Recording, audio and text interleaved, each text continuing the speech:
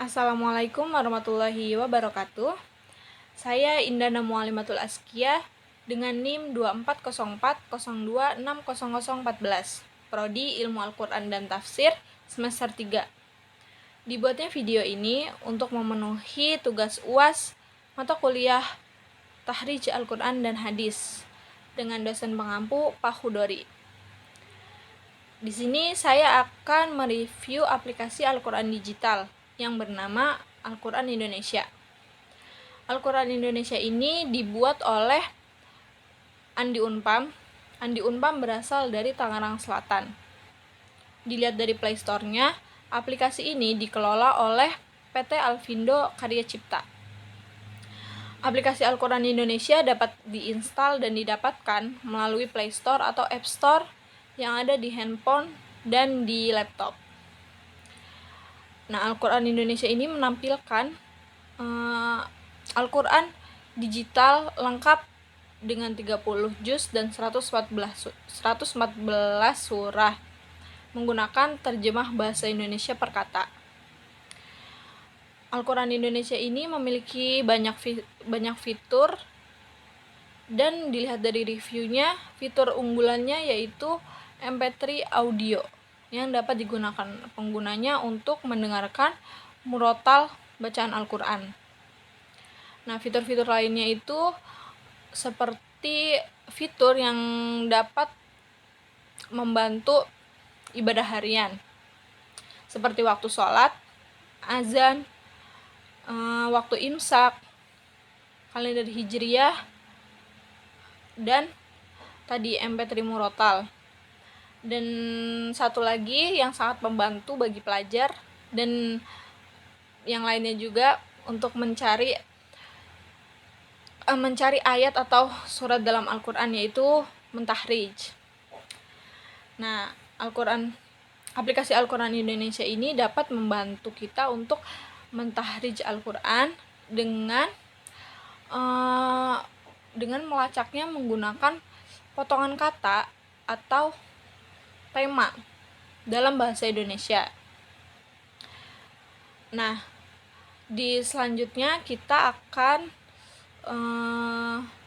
merincikan apa saja fitur-fitur yang ada di aplikasi Al-Quran Indonesia ini dan mempraktekkan bagaimana mentahrij Al-Quran menggunakan aplikasi ini. Nah, jadi yang pertama kita buka aplikasinya dahulu. Nah, kemudian di halaman utamanya akan menampilkan beberapa fitur. Jadi yang pertama ini ada fitur baca Quran. Fitur ini menampilkan 114 surah dimulai dari Al-Fatihah sampai surah terakhir An-Nas, sama seperti jika di Al-Quran Mushaf. Nah, juznya pun sama dari juz 1 sampai juz 30 sesuai ya ini. Juz 1 di surat Al-Fatihah, juz 1 dan juz 30-nya mulai dari An-Naba.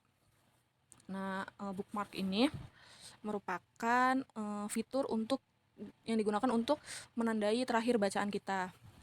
Yang di sini saya terakhir baca itu Al-Baqarah ayat 113 masih di juz 1. Nah, bisa dilihat sebagai surah atau lihat sebagai juz. Nanti kita akan diarahkan langsung ke surat itu.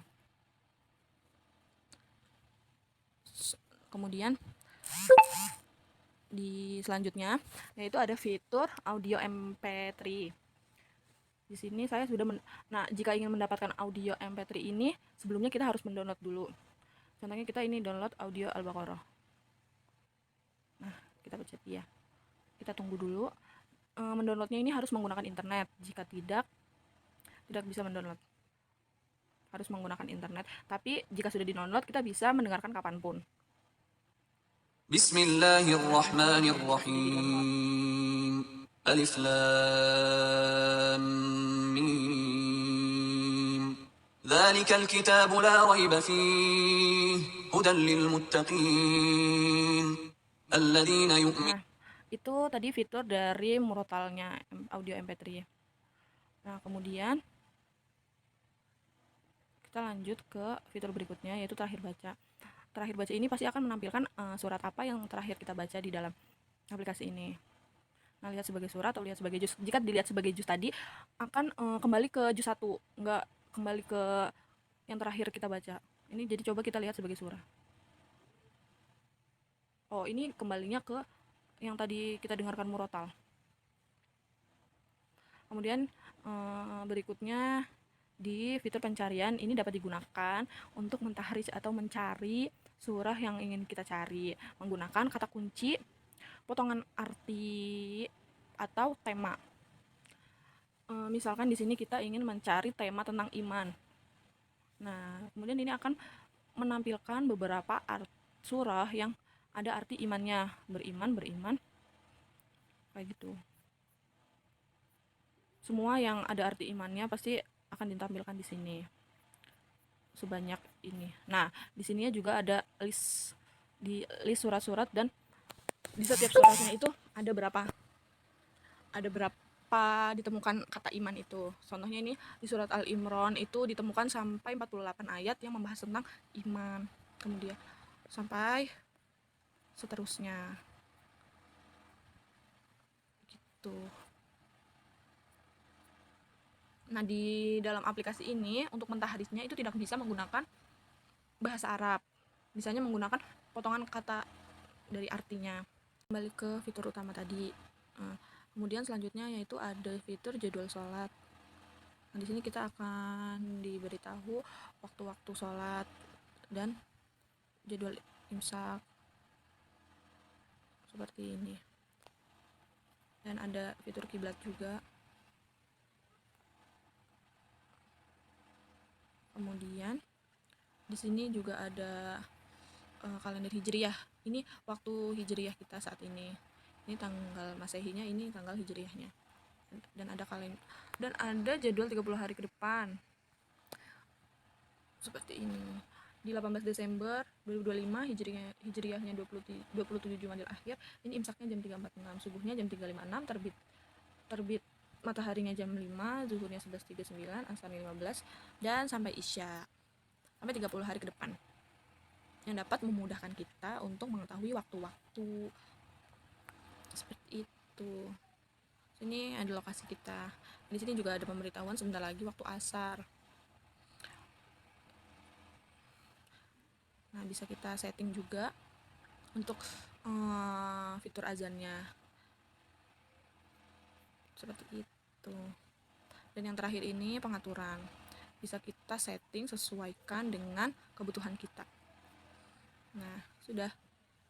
Biasanya itu di bawahnya ada iklan-iklannya karena kita nggak premium. Dan biasanya juga kalau habis baca Quran, setelahnya itu pasti ada iklan. Nah, udah.